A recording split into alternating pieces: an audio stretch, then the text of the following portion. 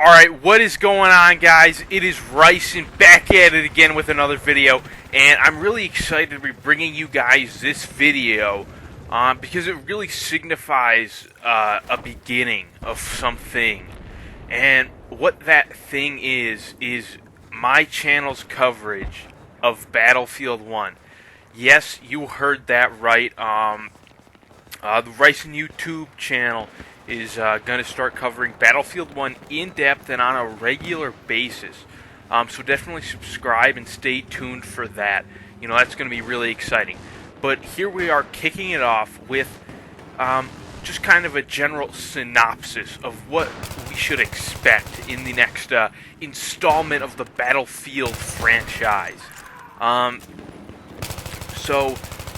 In the background here, real quick, what we got is this is some Battlefield 3, then it'll transition to some Battlefield 4 gameplay. But, you know, let's just get right into what we know about Battlefield 1. Okay, first of all, Battlefield 1 is going to be set in World War II. I know a lot of you guys already know that, but I just wanted to, you know, make that known for those who didn't know. Because, you know, there has been a lot of confusion in the community about you know, where is it going to be set? When is it going to be set? And frankly, guys, it's not going to be set in a specific location.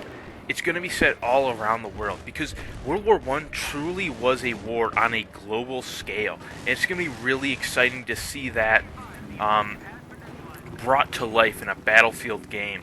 You know, we haven't really seen World War I brought to life in its full glory in really any video game, especially not any first-person shooter AAA titles. So this really is going to be something exciting. And so, a lot of you are probably wondering, you know, hey Ricen, what are the weapons going to be like in this next installment of the Battlefield franchise? And, you know, as many of us know, World War I didn't have a very large variation of weapons that saw combat. Now, I'm saying that saw combat because there were a lot of weapons that were produced and tested, and then there were also a lot of weapons that were in military service, but not in the nations that fought in World War I. So what they're going to be doing is they're going to bring a lot of these prototype weapons that really never saw combat in you know, any significance, and they're going to be bringing it into the game. So that, you know, we, the fans of the Battlefield franchise, can, you know, just experience these weapons. And then, you know, as many of you guys know, it was largely bolt-action rifles, but, you know, we're going to be seeing, you know, bolt-action rifles, of course, but we're going to be seeing a lot of semi-automatic rifles, which, while they weren't prevalent very much in World War I, they seem to be very prevalent in Battlefield 1. So that really is exciting, and, you know, I'm really excited to see that, you know, in the game. And I really like what they're doing with, you know, bringing in some of these prototype weapons, you know, because there are a lot of things, you know, they're not very well known, but they have, you know, these very rich histories, and, you know, I'm very excited to see them bring those into the game. But next, you know, I want to talk about what are we going to see in terms of, like, the pacing of the game. And from what I've seen so far, it seems to be, and I really do enjoy this twist, is what they've done is they've added boost packs, much like the recent Call of Duties, and that really is exciting. So what we're going to be able to do is we're going to be able to boost around the maps, and it really, you know, puts a fun twist on the whole World War I experience. So this is going to be a very, you know, off the walls game, you know, and I really enjoy that. You know, I think boost packs really brought Call of Duty back from where it was.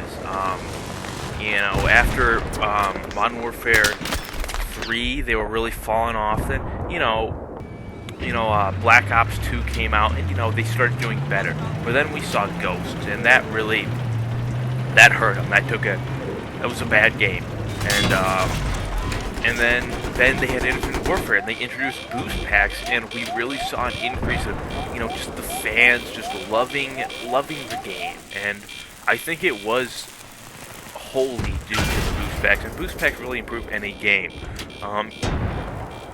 And as we know, this adding boost packs really isn't that crazy of a thing to do, because boost packs were invented in World War I. So Herbert Hoover, for those of you who don't know, in 1913 he created the first boost pack. And these boost packs were very large, but they did work. And then over the next couple of years, they were able to make a significant amount of progress with the increased military spending, and that was considered, it had military applications, so they benefited from some of that money coming in.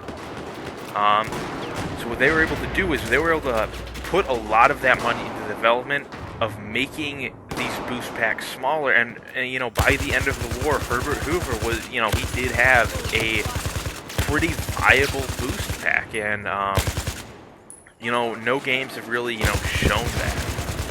But so it's exciting that we're going to be able to this experimental stuff, and the boost packs may not be true to reality. I could definitely see them enhancing their effects, because the boost packs at the time, they could only launch you about 40 feet forward. But the boost packs in the game, it looks like they'll be able to launch you across entire maps, which is really cool, because what it does is it doesn't tie the player down to the ground. It really opens up a lot more, just a lot more opportunities to have unique experiences in the game. And one really cool component that I saw in all the Battlefield 1 gameplay, and that I experienced while playing it, was that there seemed to be several occasions on which people actually boosted into airplanes, and they were able to hijack the airplane. They threw the driver out, and it doesn't look like the driver was able to use his parachute after that. So, that's really cool. I really like that mechanic from Halo, and I'm really glad that they're adding mechanics like that. Taking these things, that have been successful in other games, and bringing it to us, the Battlefield community, and so I'm just really excited to see, what kind of other things. That was alpha, or maybe even pre-alpha gameplay that we were seeing.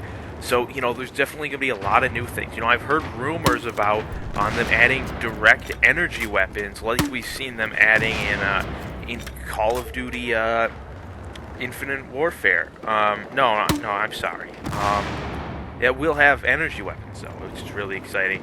And I think it might be to compete with them, because really, right now, it looks like Infinite Warfare is the top dog. And, it seems like Battlefield is trying, any way they can to gain some ground and undercut the success that Call of Duty's having with Infinite Warfare. They're saying that these are record pre-order numbers, and I mean, that's really incredible. So they're really going to be making up a lot of ground. So I can see this almost, in some DLC, we may be seeing the expansion of World War I into space, which again wouldn't be that far from reality.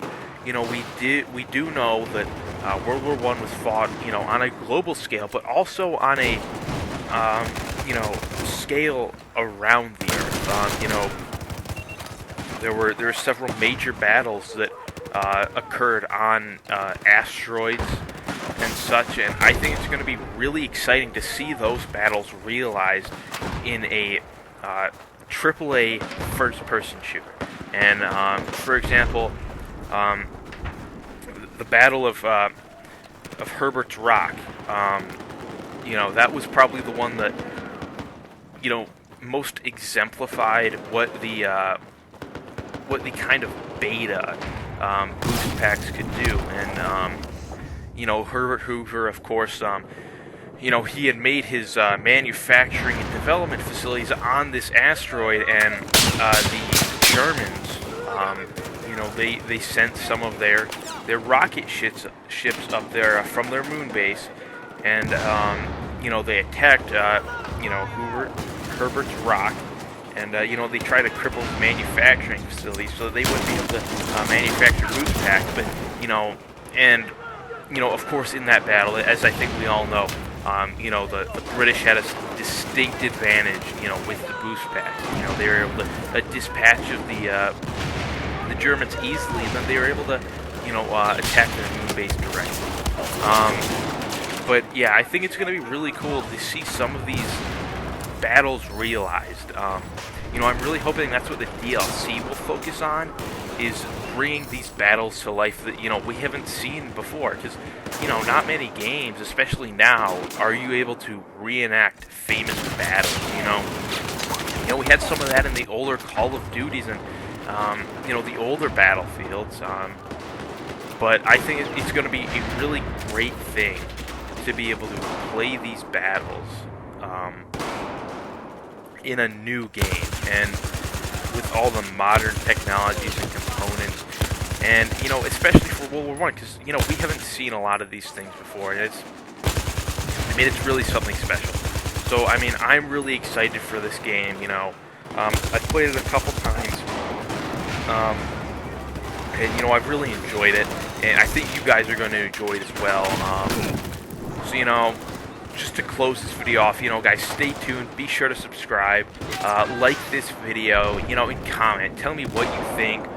Tell me what things I can do better. Maybe tell me, what I could do better in the gameplay, and I could improve on, my Battlefield game.